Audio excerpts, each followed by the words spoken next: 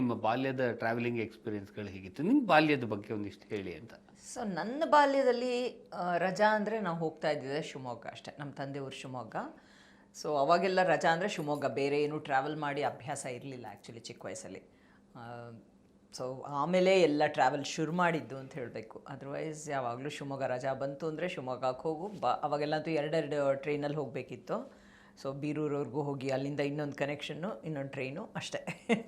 ಮೈಸೂರಿಗೆ ಹೋಗ್ತಿದ್ವಿ, ನಮ್ಮ ಚಿಕ್ಕಮ್ಮ ಇದ್ದರು, ಅಲ್ಲಿಗೆ ಹೋಗ್ತಿದ್ವಿ ಅಷ್ಟೇ. ಬಿಟ್ಟರೆ ಬೇರೆ ಯಾವುದೇ ಊರುಗಳಿಗೆ ಚಿಕ್ಕ ವಯಸ್ಸಲ್ಲಿ ಜ್ಞಾಪಕ ಇಲ್ಲ. Of course school college day trips ಇರೋದಲ್ಲ ಅವಾಗೆಲ್ಲ, ಅದು ಏನು ಇಲ್ಲೇ ಶ್ರವಣಬೆಳಗೊಳ ಅಥವಾ ಸೋಮನಾಥಪುರ ಅಷ್ಟೇ ಫೇಮಸ್. ಆಮೇಲೆ ತಲಕಾಡು ಅಷ್ಟೇ.